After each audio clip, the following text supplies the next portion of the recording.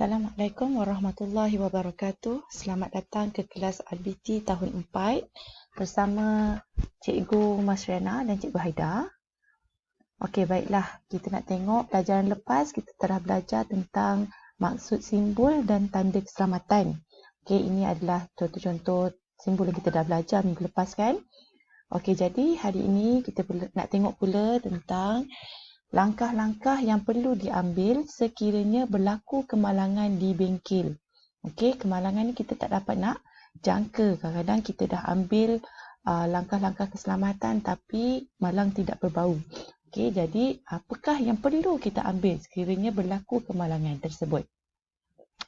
Okey, jika berlaku kemalangan atau kecederaan dalam bengkel, kita perlu merawatnya dengan segera. Okey, kenapa kena segera? Sebab kita tak nak kecederaan yang dialami lebih serius. Okey, kita nak apa yang berlaku, luka yang sikit, kalau kita tidak merawatnya dengan segera, dia mungkin akan menjadikan luka tersebut lebih parah lah.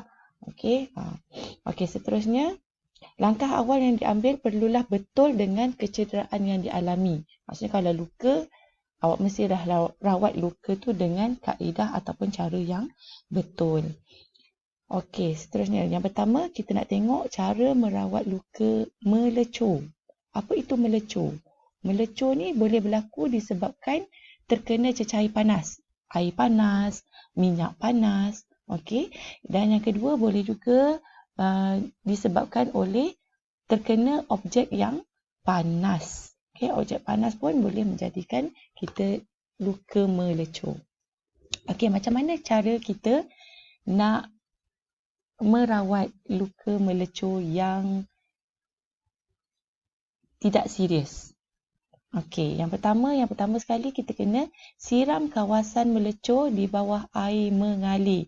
Okey, kalau misalnya terkena di tangan, okey, kita siramkan kawasan tangan tu lah yang terkena air panas ke, minyak panas ataupun objek yang panas di bawah air yang mengalir. Air pipe yang mengalir. Okey, kemudian sapukan krim ataupun lotion yang sesuai untuk merawat kelecuran. Okey, kalau tidak ada krim atau lotion untuk melecur, tak payah sapu apa-apa, terus berjumpa dengan pegawai perubatan. Pegawai perubatan ni siapa? Doktor ataupun yang berkaitan di hospital lah. Okay, ataupun klinik kesihatan dengan segera. Sebab kita tak nak luka tersebut menjadi lebih parah. Okey, seterusnya yang kedua. Jika terkena renjatan elektrik.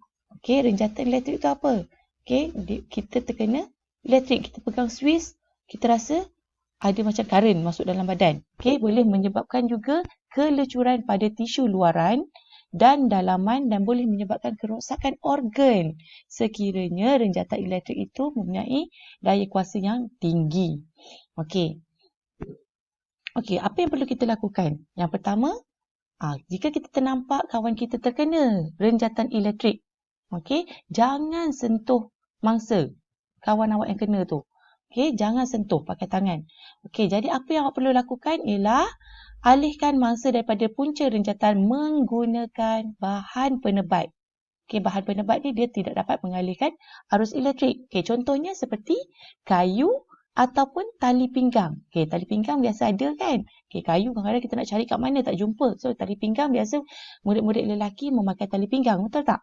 Okey, jadi kita boleh gunakan tarik rakan mangsa yang terkena renjatan elektrik tu menggunakan tali pinggang. Jangan sentuh rakan awak semasa dia terkena renjatan tu.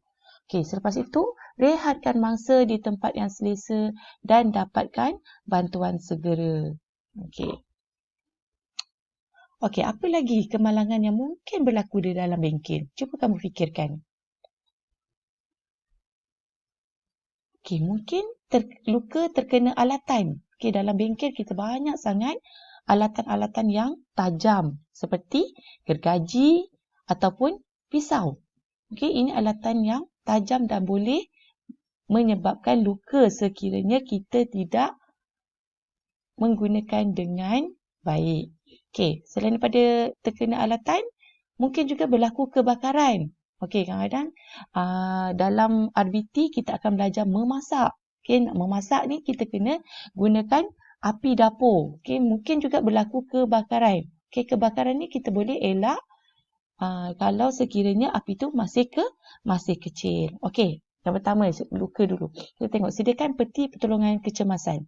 Okey, peti pertolongan cemas ni mesti berada dalam bengkel bagi merawat luka yang ringan. Okey, pastikan juga peti pertolongan cemas ini berada dalam keadaan yang baik. Okey, maksudnya ubat-ubat di dalam itu tidak expired, tidak luput tarikh tamatnya.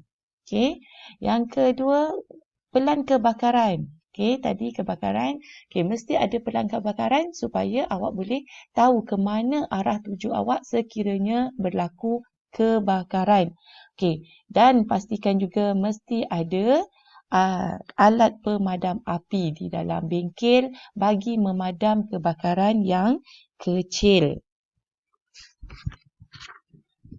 Okey, untuk alat pemadam api untuk memadamkan kebakaran yang kecil. Sekiranya kebakaran yang besar, awak kena keluar daripada bengkel mengikut pelan kebakaran yang telah disediakan. Okey, itu sahaja pelajaran kita hari ini.